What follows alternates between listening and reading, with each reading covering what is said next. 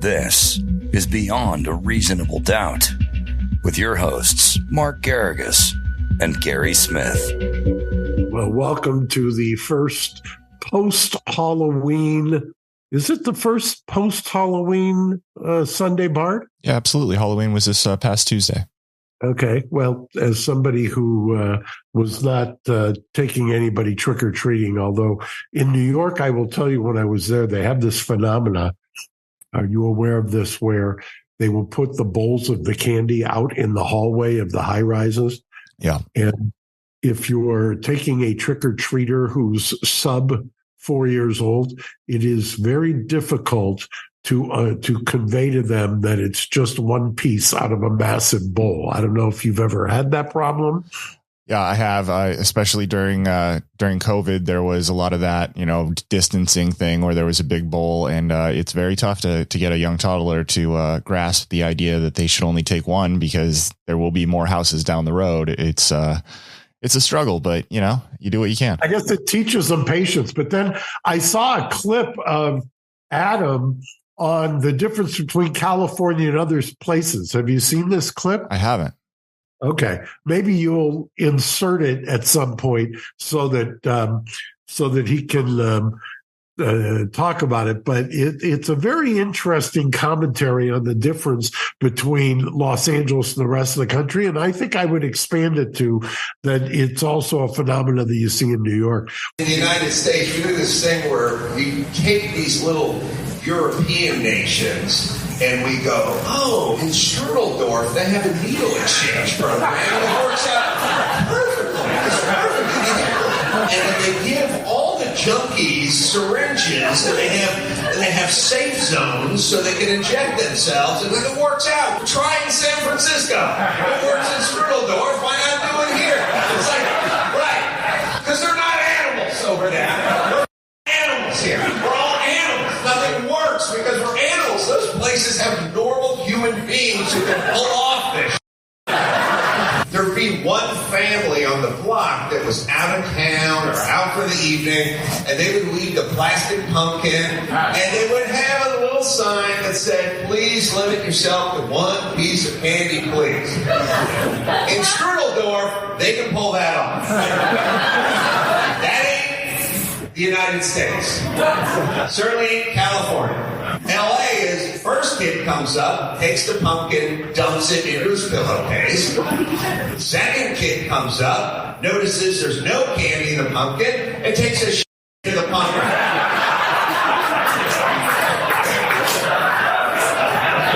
Third kid comes up, sees there's a shit in the pumpkin, and throws it through the bay window. That's the United States. What was your youngster's costume this year? So this year, my son is very into Power Rangers. So he decided that he wanted to be a Power Ranger. And then he also assigned his mother and father different Power Ranger outfits as well. So for those watching on YouTube, youtube.com/reasonable doubt podcast, here is a early evening photo of the three of us before we went out trick-or-treating. I put the head part of my costume up for this photo, and then mercifully he let me take it down for the rest of the night. So I wasn't completely covered head to toe, but there you go. We were the Power Rangers. Wow. That's quite a group, isn't it? Yeah, we commit, he loves Halloween like something else. And if it'll make his night to have me pop out at the last second dressed as a Power Ranger, which it did, then I'm there for it. I love it. So there's been quite a few stories this week that were interesting. Do you have, I love when I throw this stuff at you. One of the things we talked about last week was Martin Farmerbro. I love that. I don't know if he enjoys that or not, but the posting of odds on SBF. And then you notice I said SBF because I don't want to bollocks the name up again for you to have to gently correct me. But I believe he gave odds on, and for somebody who does this for a living, and I don't want to mock it, but guilty on any count, 5-1. On all counts, 20-1. That was, I would have taken that. Same day, 2-1. Look at that. that's an incredible set of odds. You could have made quite a bit of money, don't you think, Gary? Oh, absolutely. If these were real odds, you could have absolutely cleaned up because, yeah, just 20-1 on guilty on all counts. I mean, right there, you could have made your day. I mean, imagine if he was Martin was posting this somewhere in the stratosphere. I'm sure you could find a wire fraud violation for doing that, or a supervised release violation. So I'm not going to articulate how, but the idea that to me that was a gimme, given everything that had happened. The trial. At the very least, the defense was hamstrung by a lot of the pretrial rulings and by a lot of the things that happened not only during the defense cross, but also during SBF's direct and cross. Yeah, the cross on SBF specifically was pretty damning. I believe they counted that he said over 140 times that he couldn't remember something he had said previously in the public or in the press.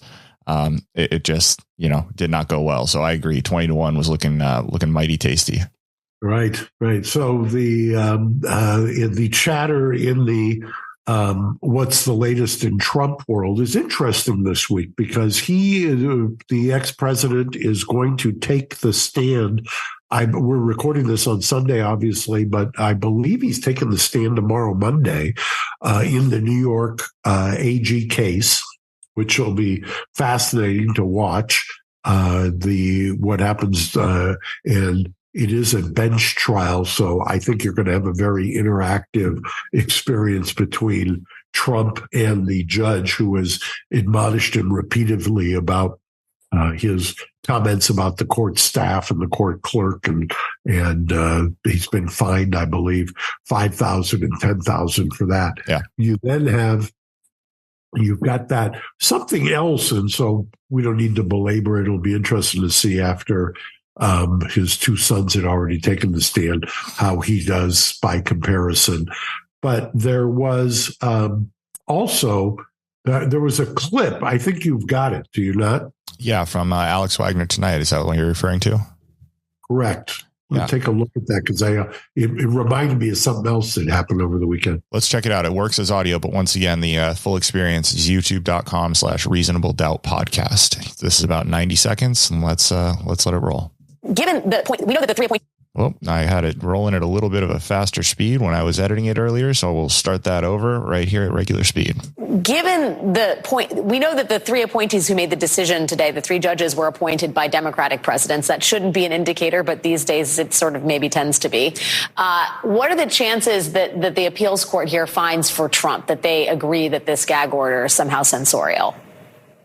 I think very low probability, Alex. A judge can impose a complete gag order on the parties if they find it necessary to do that to ensure the fair administration of justice. The classic case is time out for 1 second. First, she's saying a very low probability. This is Barbara McQuaid, former U.S. attorney. One of my favorite nicknames is a former federal prosecutor. Go on and you'll see what she references, and then we'll comment on that. To ensure the fair administration of justice. The classic case is the Sam Shepard case out of Ohio, the doctor accused of killing his wife, which became a circus. And, the court there held that if it's necessary to prevent the trial from becoming a circus-like atmosphere, a judge can issue a gag order to maintain control over the case. What the judge in this case has allowed for Donald Trump is an... Let's for those who have listened, I'll bet you, Gary, you even know about this case, because how often do I talk about it? It's Shepard versus Maxwell. Yeah. It is, I believe it was 1954, as I've said a million times. It was the case that made F. Lee Bailey. He, I think, was 29 when he took this case, won it at the U.S. Supreme Court. What she was basically citing this case in support of the idea that you can censor the defendant is turning the Shepard v. Maxwell case on its head.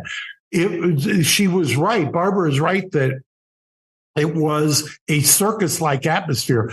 It pales in comparison. And in fact, a lot of commentators have talked since that case in the mid-1950s, literally before I was born, that the case itself and the trial itself was not that big of a deal by today's standards, number one. And number two, what she's missed here, talk about inverting the case. The case was the defense saying there should have been a gag order on the prosecution, not the other way around. And that is precisely what I've been arguing for the last 20 years, is that the prosecution has taken this case, this U.S. Supreme Court case, turned it inside out to gag the defense, which was not the reasoning of this U.S. Supreme Court case. They talked about in the case the tension between the Sixth Amendment right to a fair trial and the First Amendment right to free speech. Came out protecting the defendant's right to a fair trial. They are now using the exact opposite language and reasoning of the U.S. Supreme Court to now say we're going to muzzle the defendant. That is not, in my humble opinion, where the U.S. Supreme Court would come out. And I've been arguing for 20 years, this issue needs to be revisited by the U.S. Supreme Court, because the Shepard versus Maxwell opinion is now, I've used the term quaint by comparison, given the era that we live in now. Let's hear the rest of what she says, because remember her low probability issue or statement. In control over the case. What the judge in this case has allowed for Donald Trump is an awful lot of leeway. He can talk about Joe Biden and the Biden administration. He can talk about DOJ. He can talk about the case. He can even talk about the judge herself. He just can't target individual parties, witnesses, and jurors designed to protect the fair administration of justice. I'm a little surprised that they are allowing Donald Trump to speak and staying this gag order in the weeks leading up to their oral argument in November. When Judge Chutkan did that for just a few days, Donald Trump jumped right back in and started talking about the deranged Jack Smith and going after Mark Meadows and William Barr. So maybe they haven't been paying close enough attention. But I think when he gets a lift of this stay for just a few days, he's going to be at it again. Well, and I would say maybe the person who's not paying close attention is somebody who would say there's a low probability that the appeals court is going to reverse this order, and then says, I'm a little bit surprised that they issued a stay. If they issued a stay, generally, and it's reading the tea leaves, there's a more of a probability that they don't think that order was providently issued. And I would tend to agree with that. And by the way, I'm not the only one. Remember, this gag order was issued in the D.C. case. This is of the D.C. January 6th case. Interestingly, also this past week, in the Florida case presided over by Judge Cannon, the special counsel, Office of Special Counsel, when she was talking about whether it's going to get to trial before November, guess what the Office of Special Counsel told Judge Cannon, Gary? Don't know.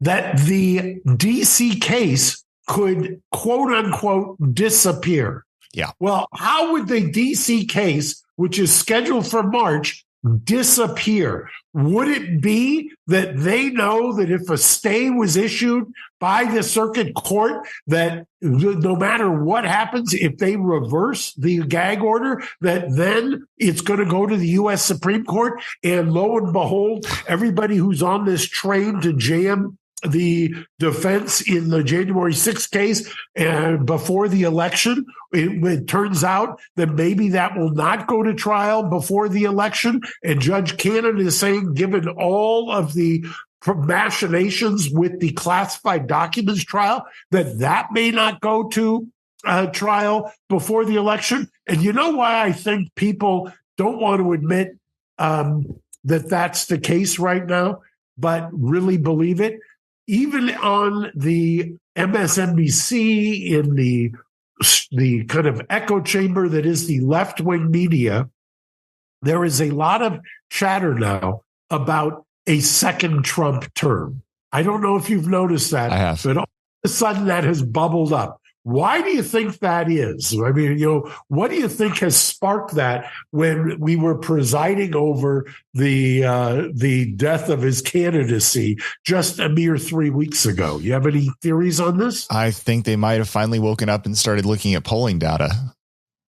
which shows neck and neck and an electoral map that gives him a real shot at winning. And by the way, also, there is Robert F. Kennedy's polling, I read this morning, is at 22%, and he's taking the majority or the plurality of independents. Now, there's people who are arguing he's taking more from Trump than from Biden. I'm not so sure that when you make that statement that you're not looking, I think you are not looking at the electoral map as opposed to just polling nationally of likely voters. Because if you look at the electoral map, I think that Kennedy does more damage to Biden than he does to Trump in the places where it matters ultimately to determine. I don't think that's really debatable. I think that it's a fun headline for people who want that headline to say that he's taking more from Trump. And, you know, there are ways to parse out the numbers where you could point to that argument being true. But I agree with you that when you look at it from a more pragmatic view of where the votes really matter, he's taking much more from Biden. And, you know, we've also got this newcomer. I doubt he's going to make any kind of a dent that a la Robert F. Kennedy Jr., but Dean Phillips is another Democratic, you know, option that has come into the race and is doing interviews and making waves. And I doubt he takes a significant amount of votes, but he's not going to take any from Trump. So it looks like, you know, Biden's got a couple of different, angles from which people are going to negatively impact him. And I'll say it again. I was talking with somebody who I respect a lot, who will remain nameless, who was for lack of a better term, I'll call him a Democratic operative who just assures me that Biden is not going to run. I mean, he just keeps telling me that. And I said, well, I haven't, while I can understand the angst on the Democratic side about him as a candidate, given this time around, I just haven't seen any indication of that. And he says, just wait. He keeps telling me, just wait. Well, can I ask you, how long does this gentleman ask you to or expect us to wait? Because, you know, we're what, a week away from election day plus a year. So, yeah, I mean, exactly right. Actually, well, I don't even know that we're that far away. What is isn't it? It's the 7th, right? So I guess we're a couple days away, right? Yeah, I think we're probably exactly 1 year and a day away. Yeah. So it's something. I don't know. I know that Gavin Newsom's over in China, you know, running kids over playing basketball, and he's probably going to jump in the fray if in fact Biden were to step back. But, you know, by the way, that he's got a little bit of game for a guy his age. I mean, you know, he clearly was a charge, but yeah. I was a little impressed with the behind the back and the twirling of the ball. You want me to say something positive about Gavin Newsom? He's still athletic for his age. That I will absolutely give you. But it just seems like, you know, if you're going to have a lame duck president and run a new candidate, you need some time to introduce them, even if they have some profile like Gavin Newsom or, you know, Robert Kennedy Jr. You're going to have some time to really establish this person. And I feel like that clock is ticking down to, you know, days at the very most. Yeah, it's going to be fascinating. Buckle up. I think we'll end with one more story, and I don't know if you've got anything on this, but it's the bicyclist. I can give you a summary. I don't have any media necessarily. Has this permeated the GPS household yet? Yeah, it's not necessarily the whole household, but it's gotten to me. You're talking about the case where when it gets to your lovely wife, then I'll know that it's next level. Yeah, well, that's always how I know that it's going to be a reasonable doubt topic. When my wife goes, "Have you heard about this?" I'm like, "Yeah, yes, yeah, I definitely have." So you're talking about this case where a pro cyclist was found murdered with 3 shots, 2 to the chest and 1 to the head. And the suspect subsequently fled the country, tried to establish new roots down in Costa Rica, got a bunch of plastic surgery to hide her identity. She traveled on her sister's passport using her sister's credit cards and all of this, and was eventually was eventually arrested and brought back to the country and is now facing charges. Her lawyers say that she is a yoga nut who loves to travel, and that the trip to Costa Rica and the surgeries were not an attempt to evade detection, but she was somehow monitoring her boyfriend, who was a pro cyclist, the victim, on an app that he had not secured properly, and she was following his location, and she found out that he had been swimming earlier in the day with someone who was a former romantic entanglement, and she then confronted and murdered this person. And there are videos, there are surveillance apparatus. Right, they've got kind of like ring cameras or something. They don't show the actual crime, but you can hear the victim screaming, you can hear the gunshots, and they found the suspect's car outside of the home at the time of the murder, and there's just all kinds of evidence that seems compelling to me. And you've got her defense team saying all kinds of circumstantial stuff, and it's an interesting case. Yeah, it's and they just put on as a witness, I believe on Friday, the guy who's at the center of this.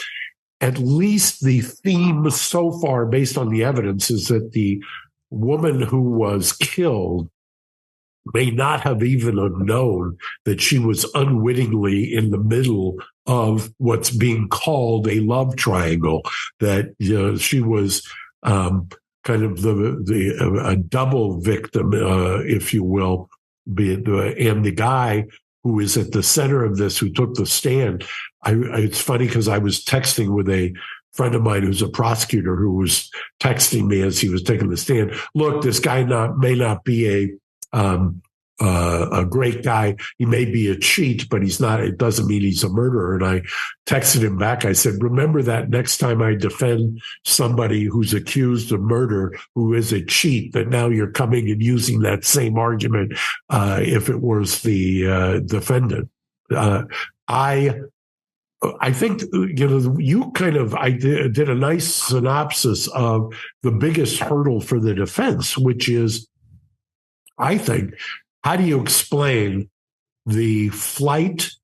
Because that's what the prosecution's called it already, and they're going to get an instruction, would be my guess, that says flight is consciousness of guilt. How do you explain, not once but twice, first to Costa Rica, the nose job or the rhinoplasty, and then followed by, once she was apprehended, the fact that she then made another attempt at an escape shortly before the trial started. Right. Now, I hadn't gotten to that yet. She faked a medical situation to try to get out of the jail. And then while in striped, prisoner clothing, she attempted, while handcuffed, to elude two deputies and climb a fence and make an escape. Isn't there video of that? I think there's video of that I think somewhere. There is. I'm working on pulling something up for us and now. Then so if I'm her lawyer, her only hope here is, I would assume, unless there's something I don't know, is for her to take the stand and to testify that she felt like she was being framed and that she was never going to get a fair trial, and that's why she fled. I don't know how she would explain the coincidence of a Jeep, which looks like her Jeep, having the exact timing of being close in time to the murder, and also how you would explain the DNA, although the DNA, I suppose, could be explained by transference. The defense had kind of intimated that in the opening, and the opening was, from a defense standpoint, very short and focused in on the forensics and the ballistics. The ballistics are the other piece of circumstantial evidence that is going to, I think, have to be dealt with here. That does not require, obviously, her to take the stand, but I think clearly you're going to have to do some others. Okay, and Gary found it, as always. As I'm working on her case for the next Solve Saturday episode. I don't know. The audio here, I don't think is going to help us, but I'll just scroll through here. I thought I had the video of the escape, but this first frame here is actually from the video of the escape where she's trying to go up this embankment and over a fence. Sorry, I was trying to pull that live while we were doing this, and it wasn't exactly what I wanted, so my mistake there. But okay. Yeah. But there's a lot going on in this case.